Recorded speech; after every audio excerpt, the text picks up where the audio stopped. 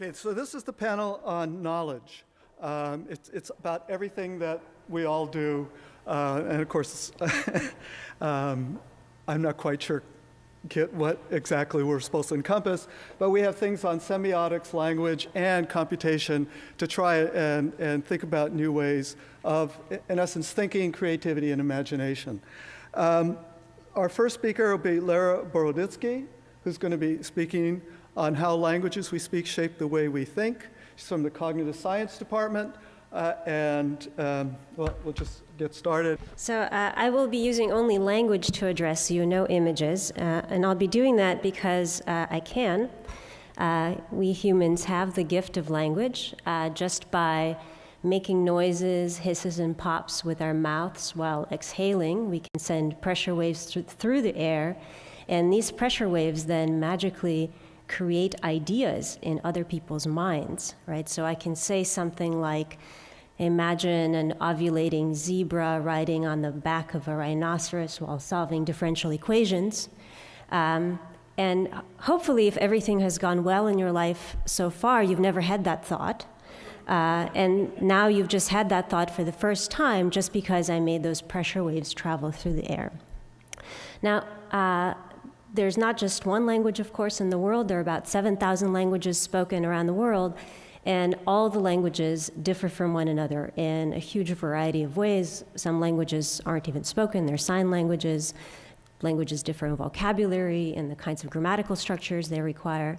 And there's a long-standing question, and by long-standing I mean thousands of years. Do the languages we speak shape the way we think? So Charlemagne opined on this. He said to have a second language is to have a second soul. Other people have argued the opposite. So, for example, Shakespeare has Juliet say, "Oh, what's in a name? A rose by any other name would smell as sweet." So there have been arguments on this back and forth for thousands of years, and there's been almost no evidence of any sort either way. There are lots and lots of strong opinions. For a few decades in the last century, this topic became completely taboo and unstudyable in any scientific disciplines that are concerned with mind or language. But in the last couple of decades, there's been new work, new actual empirical work reopening this question. A lot of the work actually has been done here at UCSD across departments, so folks in anthropology and psychology and cognitive science, coming together to find interesting ways that language influences thinking. So let me give you, there's a broad body of work here, but let me give you some of my favorite examples. I'll start with the domain of space and navigation. And this starts with the work of John Hovland, who's here in anthropology. John noticed that there are some languages that, unlike English, which English often relies on words like left and right, so we might say it's your left leg, your right leg, move your cup to the left. There's some languages that don't use body-centered terms like this, and instead they put everything in cardinal directions, like north, south, east, and west. So you say things like, there's an ant on your southwest leg, or move your cup to the north-northeast a little bit. Now, to speak a language like this, you have to stay oriented. You have to know which direction is which, just in order to be able to speak the language properly. And speakers of languages like this, in fact, do stay oriented, and they can perform navigational feats that we used to think were beyond human ability. So we used to think, well, you know, ants can dead reckon, but that's just because they have these reflective surfaces on their backs that measure the incident light from different celestial bodies. And birds can do it, but they have magnets in their beaks. That's why they can do it. We are biologically incapable of doing it. But in fact, it turns out humans are perfectly biologically capable of doing more than we thought we were. There are people in the world who can do it by virtue of the practice that language requires of them. And just so we can convince ourselves that we're not so great at being oriented, I'm going to ask all of you guys to close your eyes right now. So everyone close your eyes and point southeast.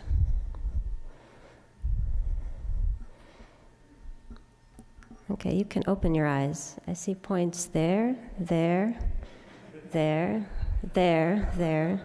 I have no idea which way it is, but I think we can say the accuracy was not 100%, right? I think that's safe. Okay, so that's a big difference in cognitive ability, where you have relatively young children in one culture that can easily point southeast, and here we have a group of distinguished professors who can't do it, right? That's a big cognitive difference.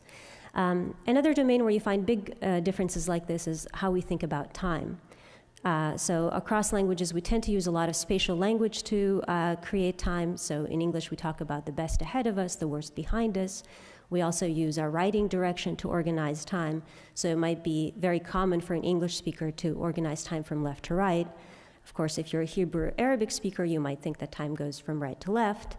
If you don't have left and right in your language and you don't use those ideas in your culture, you might actually orient time from east to west. So I've done some studies like this showing people who orient themselves in absolute space tend to orient time in absolute space as well. Time can also reverse on the front-back axis, so we think of the future as ahead of us and the past as behind us, but work by Rafael Nunez here in cognitive science shows the Aymara put the past in front of them and the future behind them. You see this pattern in the metaphors and the language, and you also see that in the way people use their bodies, the way they gesture when they're talking about the past and the future. So those are big differences. They're also pretty deep differences that languages create. Let me give you an example. Some languages don't have exact number words. Some languages have only words like one, two, and then few and many, and some don't even strictly have one and two. And not too surprisingly, speakers of languages like that don't keep track of exact numbers. They don't have algebra.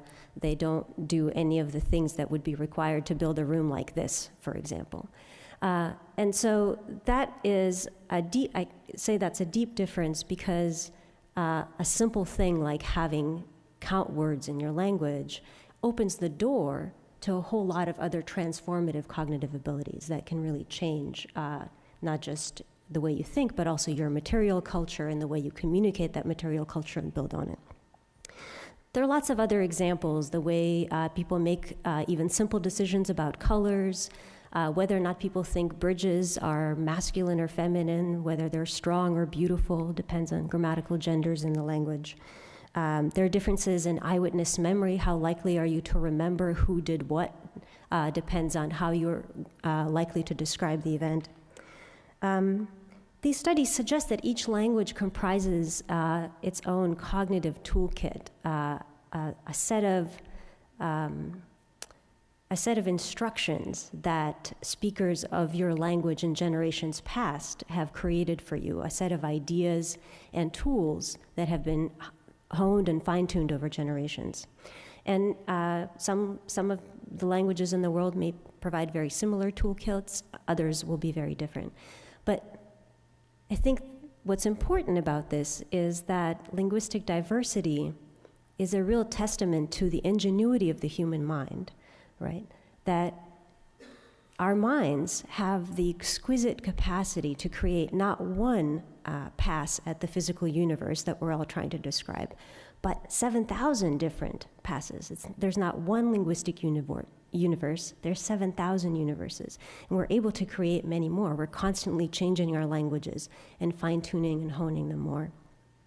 Now, linguistic diversity is still vastly underexplored. We've only scratched the surface, and I think this is a perfect topic to bring together perspectives from lots and lots of domains. Obviously, expertise on language, on cognition,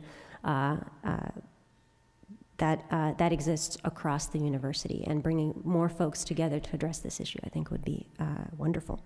Thank you. Yeah, so what happens if you have, I mean, I had never heard this about orienting or discussing the world in terms of left, right versus compass points. What happens to somebody who's bilingual in those two different structures? In fact, there are lots of people who are bilingual, so a lot of these languages are in Australia, for example, and so a lot of the speakers of the languages will be bilingual in Aboriginal Australian English and in one of the native languages, and often they'll be multilingual. It's common for people to speak lots of the local languages. Well, let me answer your question in a much more general sense. Bilinguals tend to have in their minds all of the knowledge systems from all of the languages in which they're proficient, right? So if you've had to learn something in order to speak a language, you keep that knowledge in mind.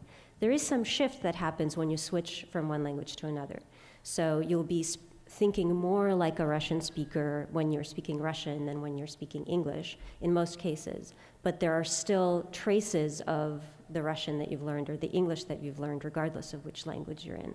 So you have this kind of mediated influence. Does that answer your question in the general case?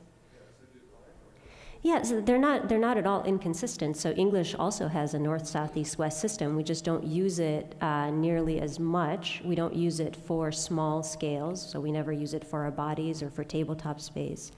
And we also use it very inconsistently when we do use it for large spaces. So most of our highways that we say run north don't really run north, right? They might run northwest or sometimes south in terrible situations, but that does happen.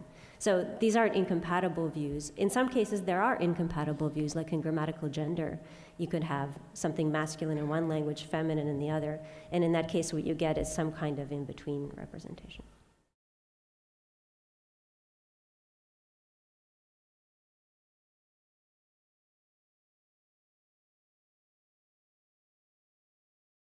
Imagine an ovulating zebra riding on the back of a rhinoceros while solving differential equations. And hopefully, if everything has gone well in your life so far, you've never had that thought. And now you've just had that thought for the first time just because I made those pressure waves travel through the air. Now, there's not just one.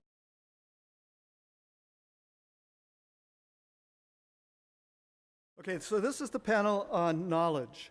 It's about everything that we all do, and of course, I'm not quite sure, Kit, what exactly we're supposed to encompass, but we have things on semiotics, language, and computation to try and think about new ways of, in essence, thinking, creativity, and imagination.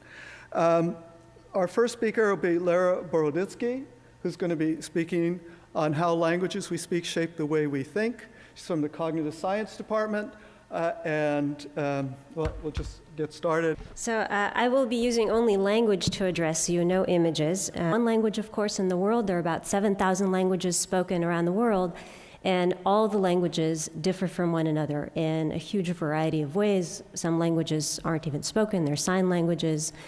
Languages differ in vocabulary and the kinds of grammatical structures they require. And there's a long-standing question, and by long-standing I mean thousands of years. And I'll be doing that because I can. We humans have the gift of language just by making noises, hisses, and pops with our mouths while exhaling. We can send pressure waves through the air, and these pressure waves then magically create ideas in other people's minds, right? So I can say something like,